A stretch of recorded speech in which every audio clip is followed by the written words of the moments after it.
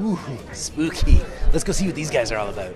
We're here with Josh at the kids table and Burnt Island table. That's table twice, but you can. Josh is gonna tell us about some games. Yes. Go, Josh. Okay, so we have two companies. One of them is called Kids Table, like you said, and Kids Table produces games that are designed specifically to be good for kids to play alone, for adults to play alone, or for both to play together without the adults getting bored. So all of our games have to fit that specific niche. Burnt Island is a more adult strategy game label, where games that are too complex for that, we make them through this label, and I'll explain those in a minute.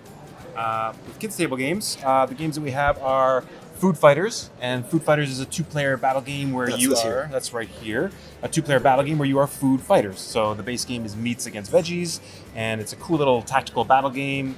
There are different factions that you could add into the game that allow you to have sort of different teams and different powers that fight against each other. So that is Food Fighters. There is Problem Picnic by Scott Alms, and in Problem Picnic, that is a dexterity dice game where we are ant colonies and we are trying to throw our little dice onto picnic cards, trying to be the one with the most dice on them, so that you collect the food at the end of the round. That's a neat little mechanic. So it's got a bit of a dexterity type of thing? Yeah, exactly. It's sort of a strategy dexterity game. Oh, neat. Yeah, where you're trying to knock other people's dice around and so on. All the little different shapes of dice have their own powers and so on. That is Problem Picnic. Bugs on Rugs is the newest game from Kids Table, and it is a bug collecting game where we are drafting cards, trying to form sets that are going to score best at the end of the game. It's sort of an open drafting system where there's a bunch of cards on the table at the beginning of the round. Everyone picks a card, we go clockwise, then everyone picks another card, we go counterclockwise. So you're forming a collection of bugs that are going to score, and there'll be a bug left over on the table at the end of each round, and that bug triggers whatever its power is. So your decision is not only what you want, but also what you want to leave behind so that its power will change the game state in somehow. So that's a nice little twist on set collection and drafting. Up there in the corner, the big boy there is Haunt the House. It's the one I want to know the most about. It looks really cool. Yeah, Haunt the House is great. This is Haunt the House here. In Haunt the House, we are ghosts, and we're trying to scare these ghost hunters out of our haunted house. So there's a whole deck of them, and they're going to arrive in the rooms of our haunted house. There's a bunch of different rooms as well. Each room has its own little power that's different. And the point of the game is you want to scare them out to collect their gear as sort of bragging rights. Like, you scare them out, they freak out and run away. I'm going to grab their crowbar and show the other ghosts that I'm the best scarer, and so on. And the cool thing about the game is every ghost hunter shows what they're scared of. So this guy's scared of 1 bump and 3 moans, for example. Oh, okay. Each of us has a deck of scares. So you're going to be playing the scares to the rooms, either face down to hide what your intentions are, or face up and that reveals your intention, but then you get to trigger the power of the room when you do that. Okay. Eventually you'll build up to the threshold that does scare out the guy. Somebody will yell boo. We will reveal underneath to see how much of that contributes to the scaring out. And then you can sort of supplement from your hand to finish off the scare if you have enough. If you don't, you messed up, you wasted your turn, and then the next player goes. So that sounds really cool. Yeah, it's a really neat game where you're trying to trick other players, trying not to be tricked, trying to build up to those thresholds and be the one that scares them out before somebody else sort of scares them out from underneath you. A lot of fun.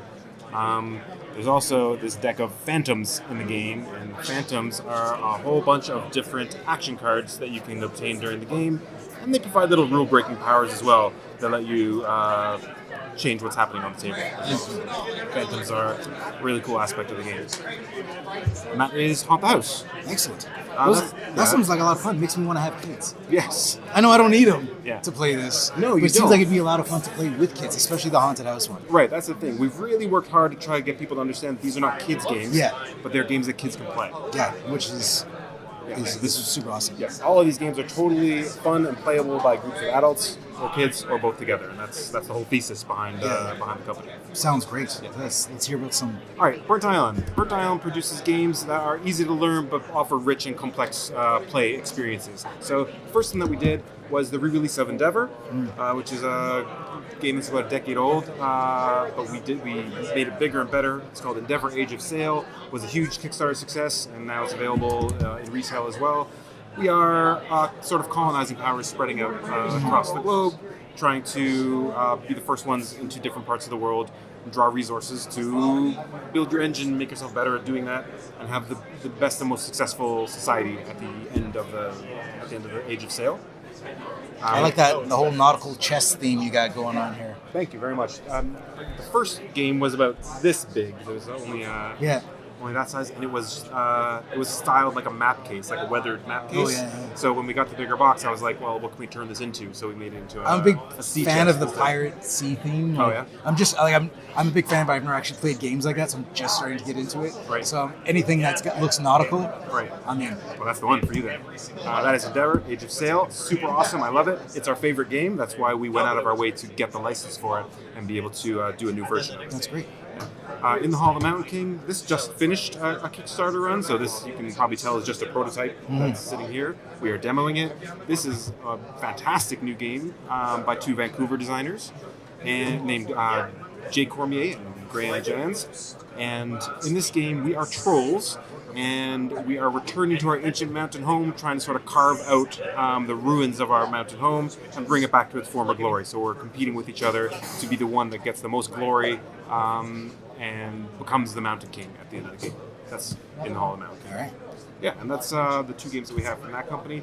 Everything else here is from a company that we are aligned with called Grand Gamers Guild. We co-produced Endeavor Okay. with them. So they have Pocket Ops here, which is like a two-player. That looks really cool. Yeah, Pocket Ops is neat. If someone told you they invented a game based on tic-tac-toe, you'd probably think that was a terrible idea. And I thought so I'm too. open to it. I'm open to it. I thought so too when they showed us the prototype for this, but it provides a twist to the game that actually makes it a good, tactical, interesting, and playable game. Pocket Ops, very, very cool. This is Unreal Estate. It feels like a classic card game, but it has a sort of a fantasy, a whimsical fantasy feel to it with sort of special powers that you can use to change things. And I think that's about it.